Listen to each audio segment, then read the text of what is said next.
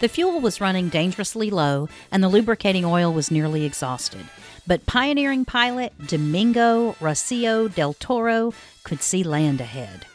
While 3 guns were fired from the Havana fortress to announce his arrival, Rocio coaxed his one-seat, bright yellow plane with an overheating engine past a flotilla of boats over the heads of 50,000 cheering countrymen onto the grounds of Camp Columbia and into history. Rocio became the first pilot to fly from Key West to Cuba, setting a world record for the longest flight over water, 90 miles. The date? May 17th, 1913. He made the journey without even a float under him to save him from drowning if he should fall into the sea. His story begins during the pioneering era of flight. Rocio was 25 in 1903 when Orville Wright flew 120 feet in 12 seconds at Kill Devil Hills for the first manned flight in an aircraft that was heavier than air. Man had flown before, but only in hot air balloons. Over the next decade, aviation took off around the globe. In 1909, Frenchman Louis Blériot made his famed crossing of the English Channel, about 22 miles, which set the world record for the longest flight over water. For the adventuresome new aviators, it was only a start. In 1911, the city of Havana and the Havana Post newspaper sponsored the first Cuban air meet, offering $8,000 to the first aeronaut to cross the treacherous Florida Straits. Canadian James McCurdy went for it. With U.S. Navy destroyers Rose, Drayton, Reed, and Terry stationed 20 miles apart to guide his way by their smoke. McCurdy took off from Key West and flew over the crews of at least 2 of the destroyers. All was going well until an oil line broke, forcing an emergency landing in a light chop about 10 miles shy of Havana. When the crew of the destroyer found him, McCurdy was kicking at sharks and blowing cigarette smoke at them, according to an account published by the Florida Aviation Historical Society. His failure left the Florida Straits aerial crossing up for grabs. 2 men of Cuban descent set their sights on seizing the record and the new $10,000 prize.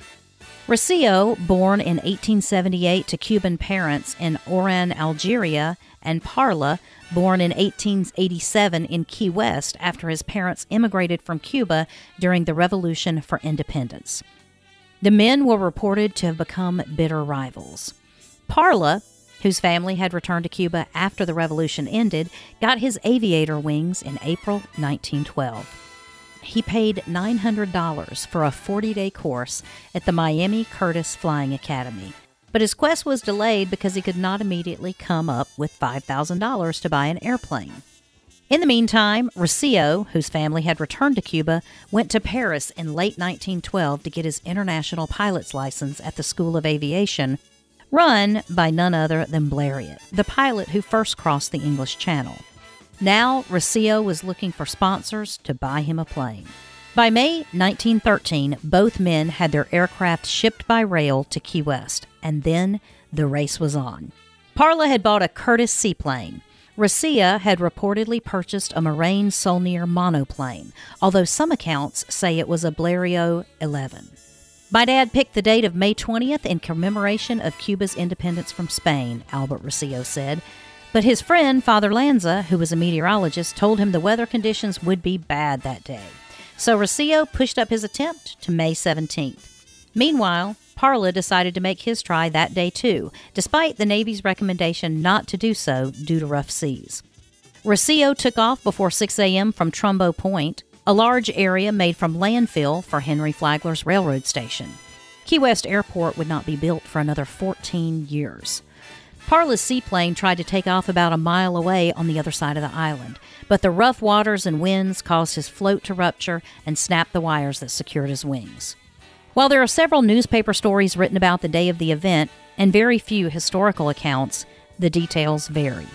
The Florida Aviation Historical Society's account said that moments after Parla's plane was damaged, Rocio successfully took off for Cuba.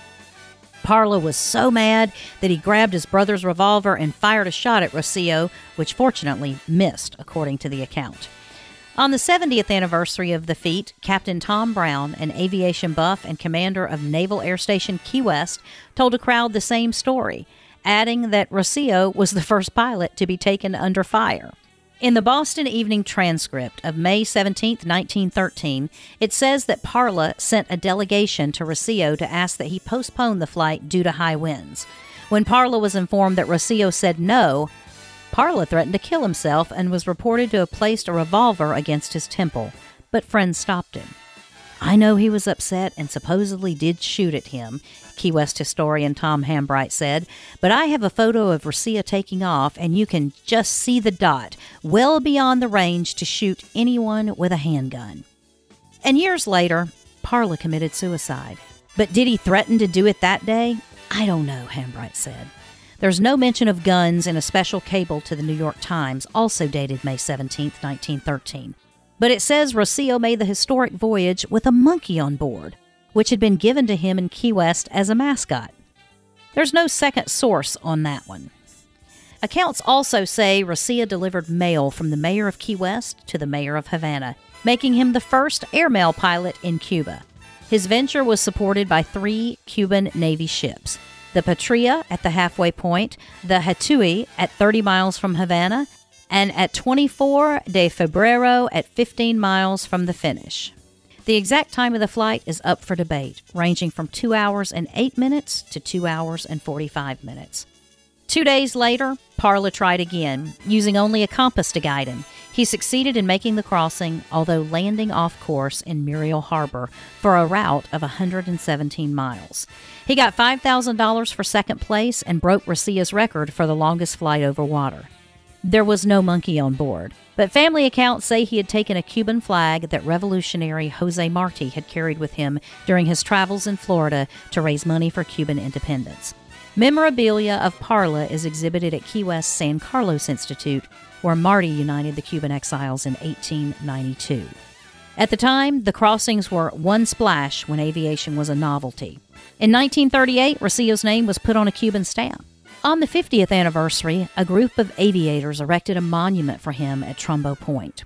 Another monument with the rivals together was put in the airport's parking lot, but it's not there now. Rocio and Parla's accomplishment had been forgotten at the National Air and Space Museum in Washington until 1995. That's when Miguel Bretos, a Cuban-born historian from Miami, hired by the Smithsonian to make sure Latinos were represented appropriately, told them about the inexcusable act of omission. The rivals are now both included in the Early Birds, Pioneers of Aviation section. And when Albert Rocio went before the Monroe County Commission years later, asking for $5,000 to pay for half a bronze bust for his stepfather for the centennial celebration, the commission voted yes. The airport already has an artistic replica of Rocio's plane hanging in the lobby. Most people walking past it now for flights to ultimate destinations all over the world take air travel for granted. But a century ago, Rocio and Parla were hailed as heroes in what became known as El Vuelo de los Audaces, the flight of the brave man. It was incredible in that day. They were in this brand new thing called an airplane. Would the airplane stay together? Would the engine keep running? If they got into trouble, there was no alternative but to ditch in the ocean. There was no guarantee they would have been picked up. Shortly after Rocio landed, he told reporters, "I never did see the gunboat that was supposed to be 15 miles out from Havana, which would have been a welcome sight when I realized both my gas and my lubricating oil were running short."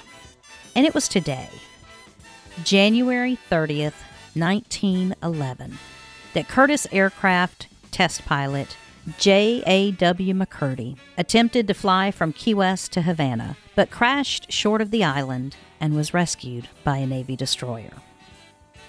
And that's what happened today in Key West history. Today in Key West history is brought to you by 43 Keys Media. To learn more about our glorious past and its impact on history of the United States, visit us at 43keys.com. You can find this program as well as others as an Alexa Flash Briefing, and you can also find us on YouTube and anywhere you listen to podcasts. So wherever you're listening, subscribe, give us a thumbs up, and never miss an episode. And we'll see you over at 43keys.com.